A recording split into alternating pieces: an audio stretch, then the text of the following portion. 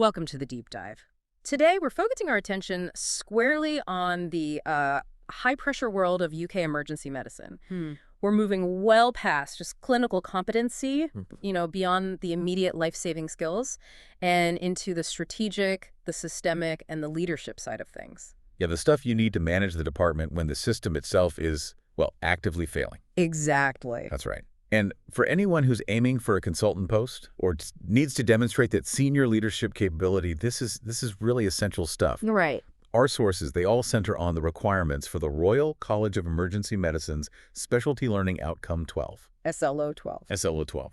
Manage, administer, lead. And this isn't, theoretical management speak. This is about being an emergency physician who fundamentally gets system architecture and critically risk mitigation. So our mission is to take all this complex guidance and just synthesize it. We're looking for the absolute gold nuggets. The actionable bits. The actionable insights, yeah. The things that turn you from a clinician who just manages patients into a leader who manages risk across the entire hospital. We'll be navigating the strategic side, RCEM CARES, and linking it to the personal side, the EMLEADER program. And I think critically, we're trying to extract the key learning here, which is that leadership, in this context, it's demonstrated by how you practice governance, how you get resources, and how you, force accountability when crowding and access threaten patient safety. Okay, let's unpack this then. Let's start with that high-level strategy. Every decision in the ED should, in theory, align with some broader objective. So what are those non-negotiable pillars in the RCEM CARES framework? Right. So CARES provides the blueprint. It gives you the language and the framework to argue for resources in a way that senior management has to listen. The 5 pillars are crowding, access, retention, experience, and safety. Right. And the key insight here, I think, is that these pillars are not always, mutually supportive. In fact, they're often in tension with each other. Ah, okay, so that's where the real complexity comes in. Can you give us an example of that tension? Certainly. So if you push really hard to improve access, so patients are seen, triaged, and moved quickly to hit those 4-hour targets, you almost immediately put a huge amount of pressure on retention. Makes sense. Rapid throughput. It just increases the task load. It accelerates decision-making. It cuts down on staff rest. And if that environment becomes too harsh, you threaten staff burnout. And burnout is, well, it's arguably the biggest systemic threat to long-term safety. So a good leader sees that trade-off. A skilled leader sees it and advocates for the resources needed to balance the pillars rather than just choosing one over the other. Things like dedicated flow coordinators or even just proper rest areas. That makes perfect sense. So let's link that strategic map to personal practice. We have the EMLEADER Mindset. What are the 3 core domains of leadership there? The EMLEADER program, it focuses on proficiency across 3 domains: leading self, leading teams, and leading systems. And these domains, they really elevate the discussion beyond just admin. SLO 12 demands that you view leadership through the lens of governance, which means you have to shift from simply, recording events to providing assurance. Assurance. What do you mean by that exactly? But assurance is the constant process of using incidents, using complaints, using data to drive quality improvement. It's about constantly proving that the system is learning and improving. This is where it gets really interesting then, connecting the theory to the shop floor. So let's talk about the emergency physician in charge, the EPIC. The source says their job isn't just to manage patients. No, it's to manage system risk. So how does that mindset actually translate into dealing with crowding and access, those huge, overwhelming problems? It needs a major cognitive shift. As the EPIC, you have to see crowding not just as, oh, we're busy, but as a definitive, clinically toxic environment. A clinically toxic environment. That's a powerful phrase. It is. And the moment you recognize that toxicity, which means increased risk of delay, error, harm, you have to act strategically.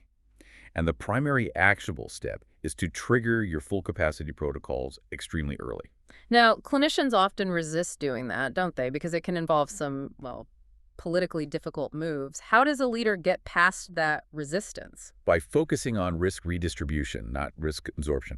The goal is to physically create safe space for the next unstable patient coming through the door. Right. And this often involves controversial things like, say, reverse triage or boarding stable patients out of majors. Reverse triage, explain that. It means moving a physically stable patient, say an elderly person with a fractured hip who's waiting for an operation out of the ED and onto a ward corridor or a surge area, even if that feels completely wrong. Wow.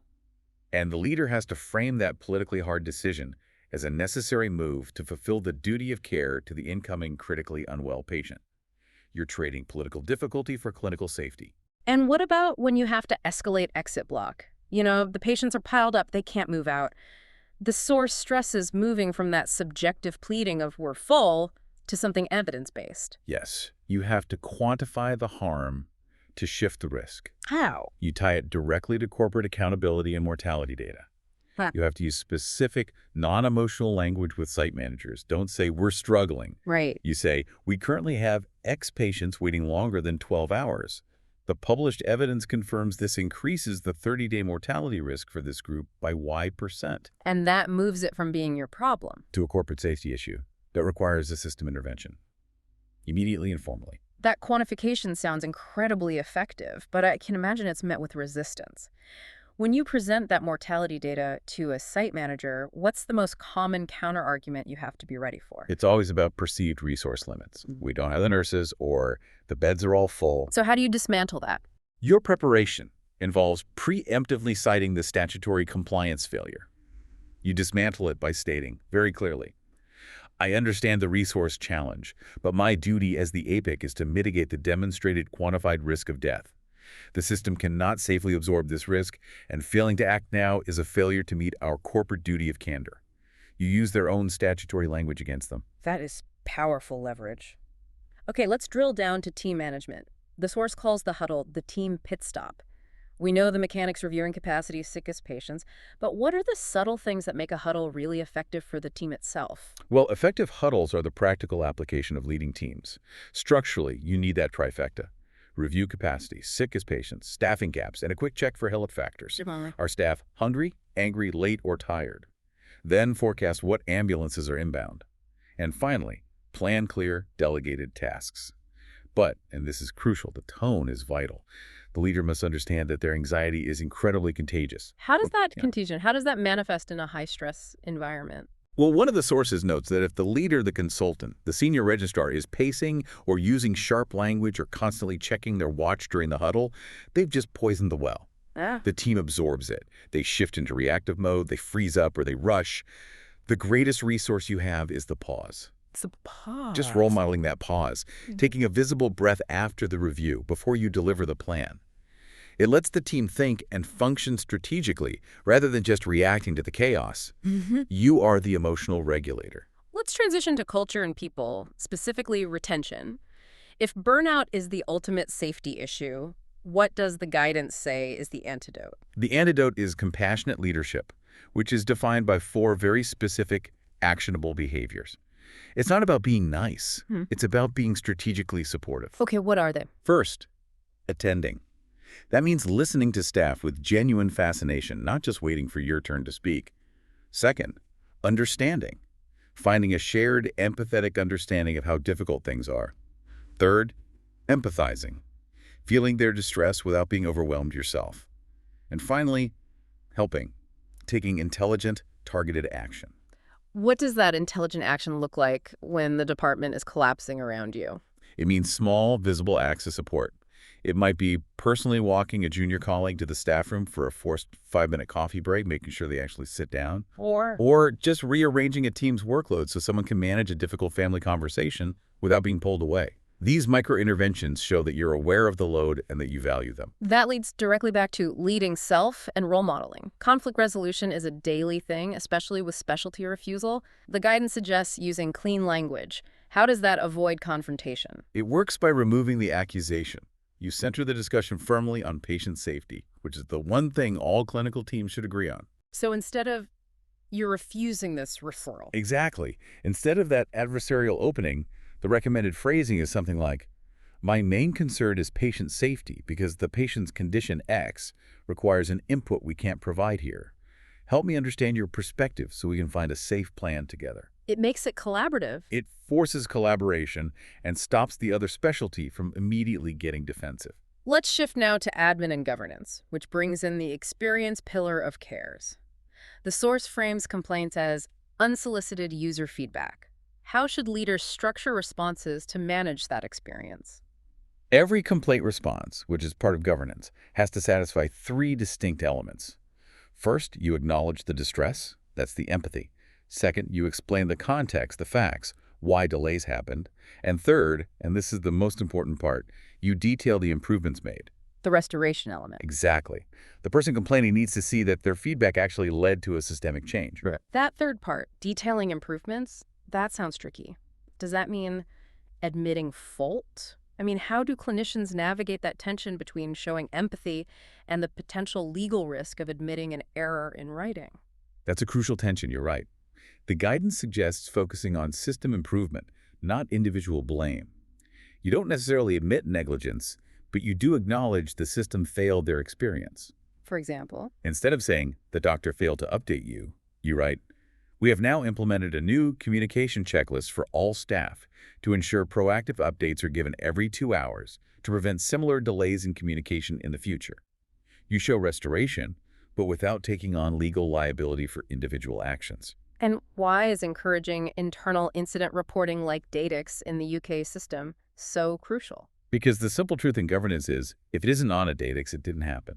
At least not in the eyes of management and resource allocation. It's the mechanism for visibility. Precisely. The leader has to champion DATIX reporting not as a culture of blame, but as a proactive tool for quality improvement, for QI. And QI moves you beyond just audit, which only checks if standards are met to genuine improvement, which changes the system using things like the plan, do, study, act cycle. And you need data to start that cycle. The guidance also provides some incredibly helpful physical, actionable tools that can be used immediately. Can you detail those mnemonics and resources, especially for a clinician who's trying to complete their SLO 12 portfolio? Absolutely. They're designed for use under high stress. First, there's the CARES bedside check for pressure management. It's a rapid, laminated prompt. So for effort retention. It forces you to check, are my staff hungry, late, or stressed? Under S for safety, is the waiting room visually triaged? And second, and this is vital for the portfolio, is the EMLEADER matrix for reflection. Tell us more about that reflection matrix. How does a physician actually turn a difficult event into evidence of, say, leading systems? Well, the matrix gives you structured fields to document evidence against the 3 domains. For example, reflecting on a complex rhesus where you stayed emotionally regulated and you paused before a critical intervention. That's evidence for leading self. Okay. Whereas an email trail you had with site management about flow bottlenecks and the changes that came from that, that's evidence for leading systems. Right. You have to provide the evidence, link it to the domain, and then detail the impact. It's a direct path for the SLO 12 sign-off. And the most practical tip I saw was attaching the shift leader checklist right to your ID badge. Yes. Print it, laminate it, attach it. It ensures that when stress hits, you have immediate, tangible prompts for managing risk, people, and flow, including that essential HOLT check for your staff. It stops you from forgetting the admin and safety tasks when you're focused on the sickest patient. This all brings us to a powerful conclusion, really. The core strategic takeaway is moving communication away from that subjective emotional appeal to objective, evidence-based communication of patient risk.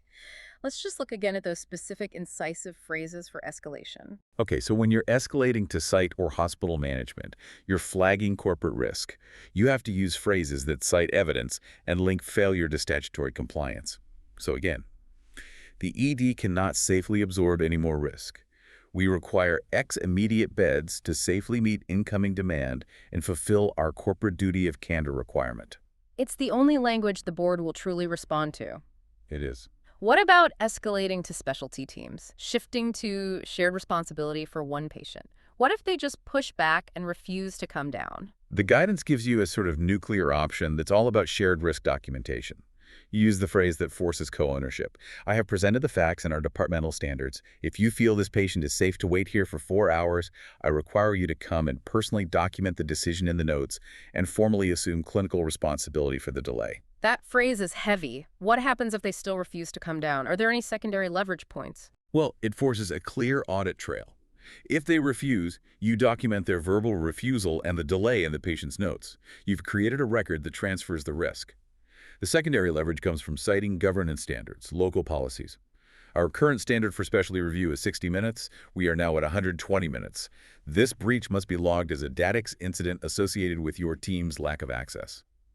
You use their own governance framework against them. And finally, internally, to flow leads or nursing staff, how does a leader ensure clarity during the chaos? Use SBIR religiously. Start by declaring operational instability to focus the mind. Situation. We have lost our last clean bed in majors, and a crashing patient is arriving in 5 minutes. The department is unstable. And then the recommendation. Follow immediately with clear, time-bound recommendations. Recommendation: I need you to secure the discharge for Mrs. Smith in bed 5 and move the last stable patient in resus to the OBS area, both within the next 10 minutes. Decisiveness just cuts through the confusion. This deep dive has really navigated us from the strategic framework of CARES to the personal practice of EMLEADER, all focused on managing that critical system risk. You've really provided the toolkit to excel in SLO 12. And if we connect it to the bigger picture, the essence of excelling in SLO 12 is demonstrating leadership by leveraging your clinical expertise to make the hospital system accountable for the risk that its own lack of access and flow creates. It's about being a strategically engaged physician, not just a reactive one. That is the ultimate goal. Before you go, a thought for you to reflect on your last difficult shift. Think specifically about that moment of highest tension. Which of those 4 compassionate leadership behaviors, attending, understanding, empathizing, or helping, were you able to implement, even just briefly?